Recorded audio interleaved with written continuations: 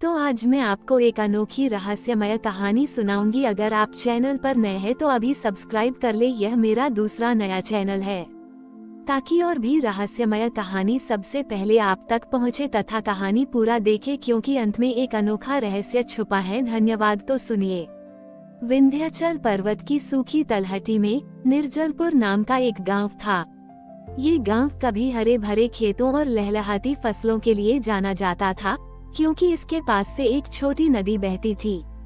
गांव के किनारे एक प्राचीन शिव मंदिर था, जहां हर श्रावण मास में भक्त नदी के शीतल जल से शिवजी का अभिषेक करते थे और माना जाता था कि इस अभिषेक से धरती उपजाऊ बनी रहती थी।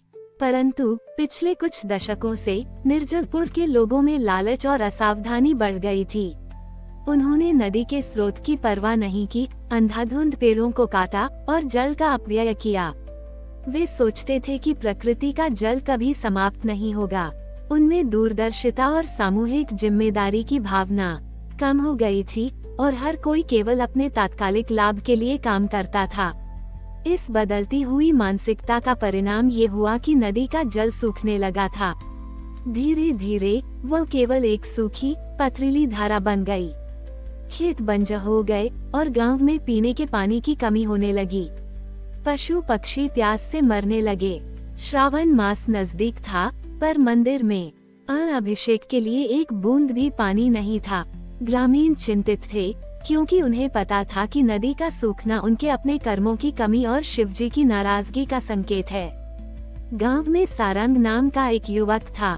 वह शक्तिशाली और मेहनती था, पर वह भी गांव की निराशा और अकर्मण्यता से प्रभावित था। उसे लगता था कि हालात इतने बिगड़ गए हैं कि अब कुछ नहीं हो सकता, और वह अक्सर निष्क्रिय होकर बैठा रहता, अपने भीतर के खालीपन और भविष्य की चिंता से जूझता रहता। उसका मन भी शिवजी की भक्ति से ज्यादा अपनी ही निराशा में केंद्रित था। श्रावण का महीना आया। मंदिर में सन्नाटा था, क्योंकि अभिषेक संभव नहीं था। पूरे गांव में उदासी और भय छाया। छोटे हुआ था। एक शाम मंदिर में बैठे वृद्ध पुजारी ने, जो गांव की बदहाली और सूखे को देख रहे थे, सारंग को अपने पास बुलाया। पुजारी ने शांत स्वर में कहा, सारंग, यह नदी केवल प्रकृति का वरदान नहीं है, ये हमारे संकल्प का प्रवाह है। यह इसलिए सूख रही है क्योंकि हम अपने प्रयासों की धारा को भूल गए हैं। शिवजी को केवल जल से नहीं, बल्कि कर्म के जल और निस्वार्थ संकल्प से प्रसन्न किया जाता है।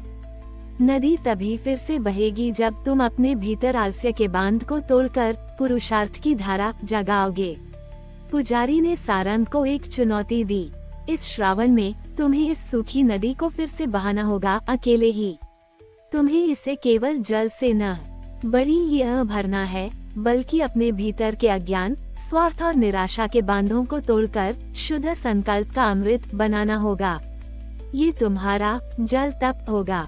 याद रखना, जब तक तुम्हारे भीतर का अविश्वास का अवरोध नहीं हटेगा, नदी में फिर से जीवन नहीं आएगा। सारंग ने चुनौती सुनी। उसे यह काम असंभव लगा। वह कैसे अकेला एक सूखी नदी को फिर से बहा सकता था, जब पूरा गांव ही निराशा में डूबा था। पर पुजारी की आंखों में उसे एक अजीब सा विश्वास और गहनता दिखी।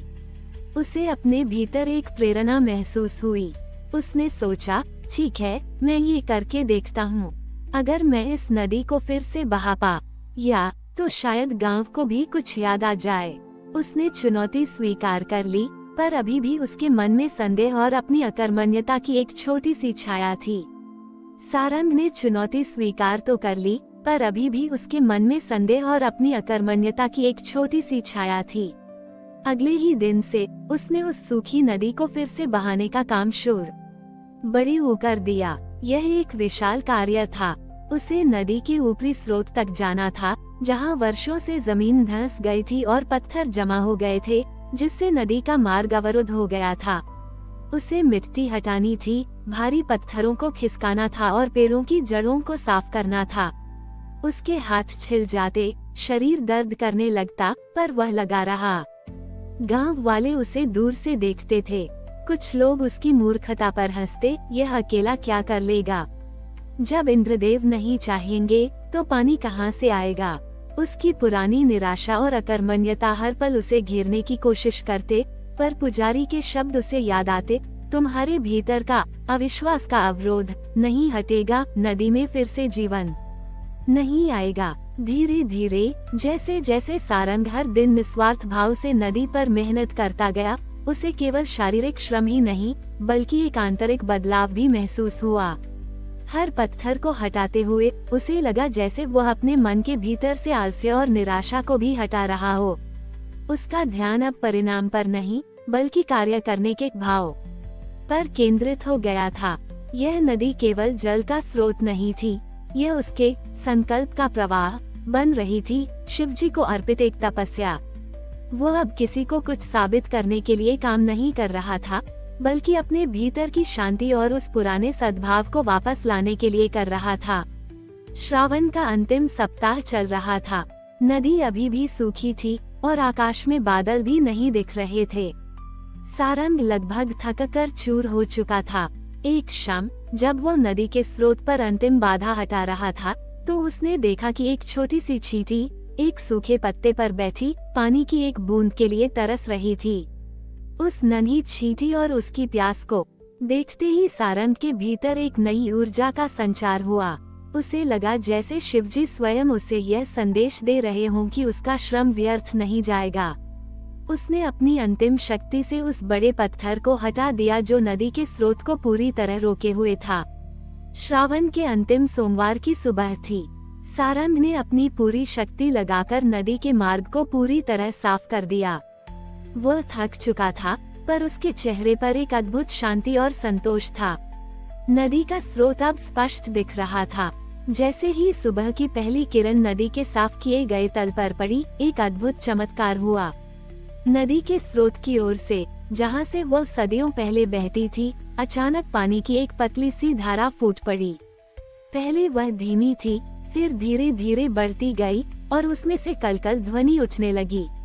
नदी जो कई महीनों से सूखी पड़ी थी, अब तेजी से बहने लगी। उसका स्वच्छ जल पूरे गांव में गूंजने लगा। देखते ही देखते नदी पूरी तरह भर गई और एक स्वच्छ जीवनदायिनी धारा बन गई। उसी क्षण आकाश में भी बादल छा गए और एक हल्की धीमी वर्षा शुरू हो गई, मानो प्रकृति भी सारंग के तप को प्रणाम कर रही हो। गांव वाले जो मंदिर में अभिषेक के लिए इकट्ठा हो रहे थे, उस अद्भुत दृश्य और नदी के कलकल की आवाज से हैरान रह गए। उन्होंने देखा कि सारंग ने अकेले ही उस सूखी नदी को फिर से बहा दिया था। वे दौड़े दौड़े नदी के पास आए और अपनी आंखों से उस पर बहते स्वच्छ जल को देखा। उनकी आंखों में आंसू थे, पर इस बार पश्चाताप और कृतज्ञता के आंसू थे। उन्हें अपनी आलस्य और सारंग के प्रति अपने उपेक्षा भरे व्यवहार पर बहुत शर्मिंदगी महसूस हुई। उन्हें एहसास हुआ कि शिवजी ने उन्हें केवल जल ही नहीं दिया था, बल्कि निस्वार्थ परिश्रम, अटूट विश्वास और सामूहिक जिम्मेदारी का महत्व भी सिखाया था। सारंग जो कभी अकेला और निष्क्रिय था, अब निर्जलपुर के लिए एक प्रेरणा और सच्चा मार्गदर्शक बन गया। उसने गांव वालों को सिखाया कि जीवन में कोई भी कार्य असंभव नहीं होता, यदि उसे हृदय के दृढ़ संकल्प और निस्वार्थ भाव से किया जाए। निर्जलपुर अब एक बार फिर अपनी हरियाली और समृद्धि के लिए जाना जाने लगा, क्योंकि वहां अब कर्म का निरंतर प्रवाह था।